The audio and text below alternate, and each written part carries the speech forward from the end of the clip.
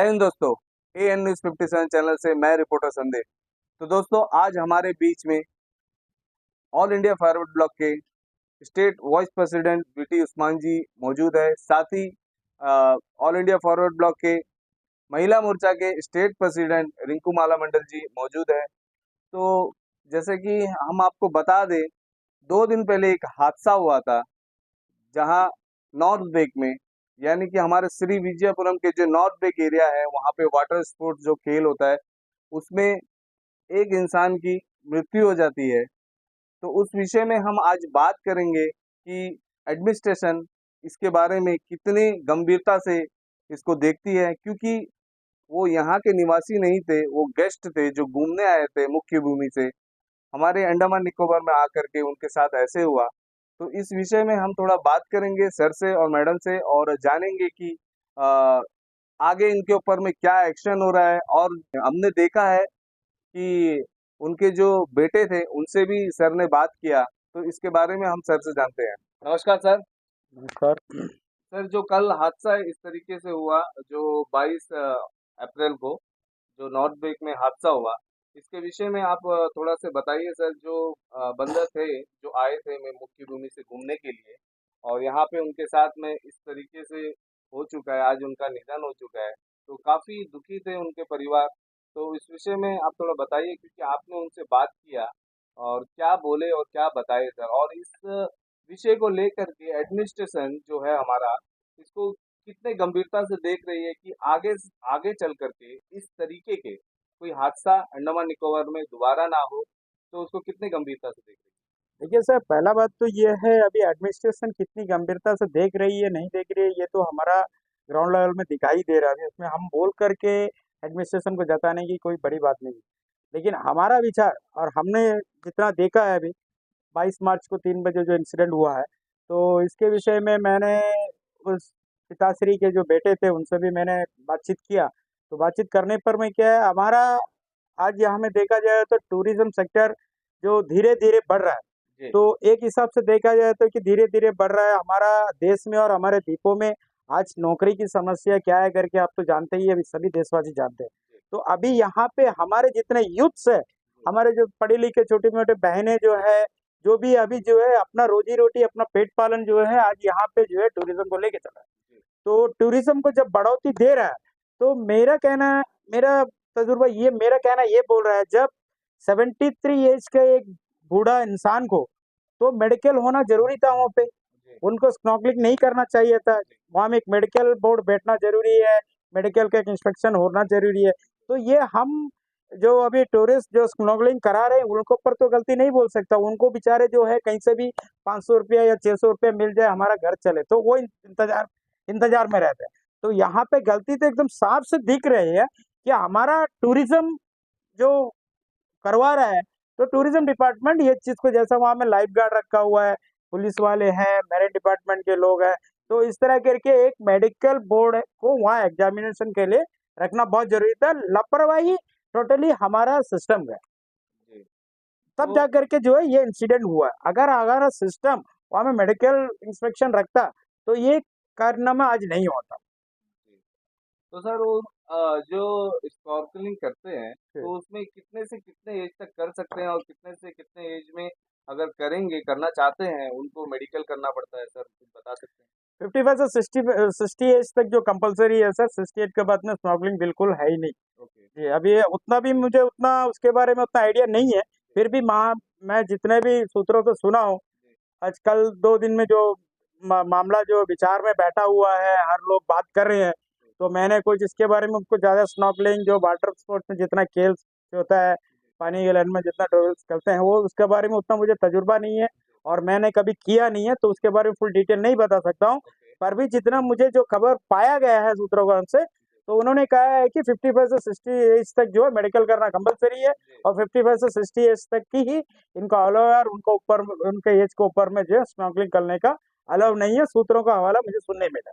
Okay sir, तो धन्यवाद आपका। तो धन्यवाद। मैडम से भी कुछ जानकारी हम लेते हैं, मैडम से भी जानते हैं कि इस विषय में, तो मैडम से भी हम जानेंगे इस विषय में, थोड़ा से मैडम से जानते हैं और बात करते हैं मैडम से। तो मैडम, आप ये बताइए कि जो वहाँ पे इस तरीके से जो इंसिडेंट हुआ था अभी हाल ही में, तो ये जो टूरिस्ट डिपार्टमेंट है, इनके ऊपर में क्या एक्शन लेना चाहिए या फिर उनको कंपनसेशन देना चाहिए कि क्या, इसके बारे में विषय में थोड़ा सा बताइए। सबको मेरे दर्शकों को नमस्कार और संदीप सर आपको भी नमस्कार। जो कहना था, जो हमारे श्री वीटी उस्मान सर ने तो जो कहा वो सही है, और जो जो बोले मैं वही कहना चाहती थी। तो ये एकदम करेक्ट जो सर ने कहा कि सच में मेडिकल बोर्ड वहाँ पे होना चाहिए, और ये 50 एज के लोग ही करना है, और 60 तब करता है जब उनका परफेक्ट रहता है। और परफेक्ट कौन बोलेंगे, वो मेडिकल बोर्ड बैठना चाहिए, तो सर ने बताया। और यही एक सबसे बड़ी बात है जो आपने सुने हैं। और एक बात है, जब टूरिज्म ये सेक्टर जो भी है, लाइसेंस कौन देता है, हमारा टूरिज्म डिपार्टमेंट, आईपीएनटी। तो हम चाहेंगे कि हर चीज का जब इंश्योरेंस होता है, जब भी कोई अपना एक कंपनी चलाता है, तो हर पर्टिकुलरली हर इंसान जो बोटिंग कराते हो या कुछ भी इस विषय में जो भी टूरिस्ट का जो एक्टिविटी के चीज करते हैं, इंश्योरेंस करना जरूरी है। आपने देखे होंगे 2023 में एक हादसा हुआ था, 37 लाशें। और ये सब किसकी गलतियां है, हम ये भी नहीं बताएंगे किसकी, पर गलतियां कभी भी हो सकती है। हर चीज में खतरा है। जब आपको पता है कि एक खतरा है, मनोरंजन के साथ जब खतरा भी है, तो इंश्योरेंस जरूरी है।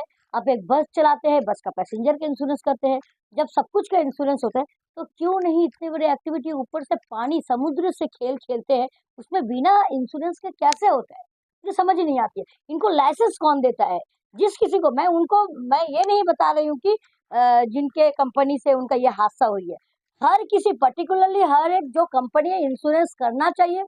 जिसका जो कैपेसिटी है, कोई 50 लोगों का करेंगे, कोई 30 लोग का करेंगे, कि इतने इंश्योरेंस के पैसे उनको क्लेम होना चाहिए, ताकि किसी भी लोगों का किसी भी हादसा हो जाए तो उनको कुछ दे सके। देखिए, अभी जो इंसान का प्रॉब्लम हो चुकी है, वो तुम 1-2 लाख रुपए देंगे तो कुछ भी नहीं होगा, वो तो चुप लमसम दे देंगे।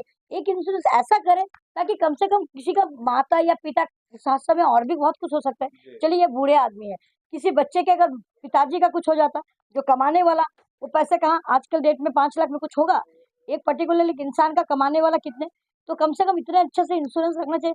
कम से कम 30 लाख 20 लाख उसको मिलना चाहिए। किसी में अगर बड़े कुछ बोट्स है, तो उनका इंश्योरेंस के ऊपर है, आपका कंपनी के ऊपर डिपेंड होता है कि कितने लाख का अपने इंश्योरेंस पे करोगे। तो जरूरी है कि इंश्योरेंस क्लेम होना चाहिए, तभी जो है उनको जो है इस तरीका का लाइसेंस दिया जाता है। ये पूरा टूरिज्म डिपार्टमेंट को ये सब ही देखना चाहिए। इतना कुछ दिमाग चलाते हैं सर जो है पैसे कमाने के लिए, तो कुछ लोगों के बारे में भी, हमारे आने वाला टूरिज्म के भविष्य के बारे में भी सोचना चाहिए, क्योंकि उनके वजह से ही हमारा अंडमान आज काफी डेवलपमेंट है। सबको जो है नौकरी मिलता है, जो अनएम्प्लॉयमेंट है उनको एम्प्लॉयमेंट मिलती है। तो मैं यही कहना चाहूंगी। तो मैडम, एक सवाल और हम आपसे पूछते हैं। जो ये हादसा हुआ अभी नॉर्थ बेक में, और हम ये जानना चाहते हैं कि जो अंडमान निकोबार आइलैंड में आज काफी मीडिया है, और किसी भी मीडिया में इस विषय को लेकर के बात नहीं कर रहे हैं, तो ये क्यों ऐसे हो रहा है, कुछ आप बता सकते हैं मैडम। देखिए सतीश सर, मैं ये बताऊंगी कि किस मीडिया कौन क्या कर रहा है, मैं मीडिया के बारे में नहीं बताऊंगी। जहाँ तक मुझे पता है, मैं एक सीनियर, आज सीनियर मतलब मीडिया वाली हूँ, जो बहुत पहले से प्रिंट मीडिया से काम करती, और आज तक कोई ये नहीं बता सकता कि मेरे मीडिया में ये नहीं छापा, इन्होंने कोई धमकी, ऐसा मेरे बारे में आज तक सुने होंगे। तो सारे मीडिया के बारे में नहीं पता कौन कैसा अपने तरफ से चलाता है।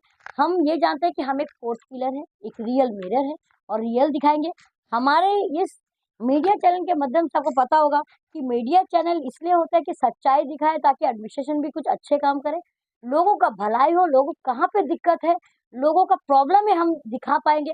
हम इसलिए आए, हम लोग सोशल वर्क भी करते हैं, हम जस्ट यही फोकस करेंगे। आज हमारे बीटी उस्मान सर भी कई बार कई ग्रुप में, हमारा एक इतने बड़े हम पोस्ट में काम करते हैं, ऊपर से मीडिया में काम करते हैं, हम एक सोशल वर्कर और हकीकत का करेंगे। जिस दिन हम सकेंगे कि हम नहीं कर पा रहे, हमसे नहीं हो पाएगा, तो उस दिन हम लोग मीडिया लाइन भी छोड़ देंगे, सोशल वर्क करना छोड़ देंगे। पर जब तक हमें लगता है कि हमारे अंदर एक ईमान है, हम अच्छा कुछ कर पाएंगे, लोगों को कुछ फायदा कर पाएंगे, तब तक हम करेंगे। हम अपने आप को जब तक सोचेंगे कि हम मीडिया वाला एक फोर्थ पिलर है, लोगों को मतलब हर तकलीफों को दूर कराएंगे, लोगों को फायदा हो, हम वही करेंगे। और अदर्स मीडिया के बारे में हम कुछ टिप्पणी नहीं करना चाहते हैं कि कौन कहाँ डाले, क्या उनको खबर नहीं मिला, इतनी बड़े चीजें, छोटे छोटे एक्सीडेंट होते हैं उनको खबर मिलता है, इतने बड़े हादसा में उनको खबर नहीं मिलता है। तो मुझे नहीं पता कि इतने बड़े चीज उनको नहीं पता होगा। अब सड़क में घूमते होंगे, उनको थोड़ा एक्सीडेंट का ही मालूम मालूम होगा। कोई हीरो बनने के लिए प्रेस कॉन्फ्रेंस डालता है, उनके लिए भाग के चला जाते हैं। तो ऐसे ऐसे देखती हूँ, मुझे नहीं पता अभी इतने बड़े हादसा उनको पता नहीं होगा, किसी को पता ही नहीं होगा। तो मुझे नहीं पता, तो इसके बारे में मैं टिप्पणी नहीं करना चाहूंगी।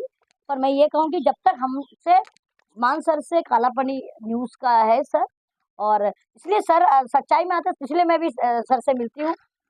तो जब तक मुझे लगता है कि मीडिया वाला जब तक लोगों का हेल्प करे, मैं उस मीडिया में मैं भी काम करूंगी, और मैं खुद भी वैसा ही काम करूंगी। तो बस इतना ही कहना चाहूंगी। धन्यवाद मैडम। तो दोस्तों, जैसा कि आपने देखा, और बीटी उस्मान सर और साथ ही रिंकूमाला मंडल जी, तो दोस्तों ऑल इंडिया फॉरवर्ड ब्लॉक के स्टेट वॉइस महिला प्रेसिडेंट हमारे बीच रिंकूमाला मंडल जी है, और साथ ही बीटी उस्मान जी सर जो है स्टेट वॉइस प्रेसिडेंट है। तो सर से और मैडम से काफ़ी जानकारी हमें मिला, काफ़ी जानकारी जानने को मिला, और हम यही कहना चाहते हैं, एडमिनिस्ट्रेशन से यही गुजारिश कर रहे हैं कि आगे से इस तरीके से जो हादसा होता है, इनके ऊपर में काफ़ी ध्यान दीजिए, और इस तरीके से हादसा नहीं होना चाहिए, क्योंकि हमारे अंडमान निकोबार आइलैंड में खास करके टूरिज्म के ऊपर ही ज़्यादातर काम चलता है, और जो यहाँ के जो निवासी हैं, जो बच्चे हैं, जो रोजगार के लिए घूमते हैं, काफ़ी ज़्यादा निर्भर है टूरिज्म के ऊपर में।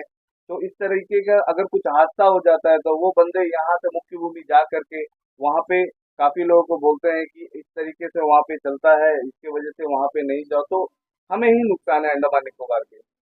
तो यही कह करके हम अंत करते हैं। हमारे चैनल को, AN57 चैनल को लाइक, शेयर, कमेंट और सब्सक्राइब करना ना भूलिए दोस्तों। बेल आइकन जरूर प्रेस करिए, ताकि हमारा आने वाला न्यू वीडियो का नोटिफिकेशन आप तक जल्द से जल्द पहुंच सके। AN57 चैनल से मैं रिपोर्टर संदीप। जय हिंद, जय भारत।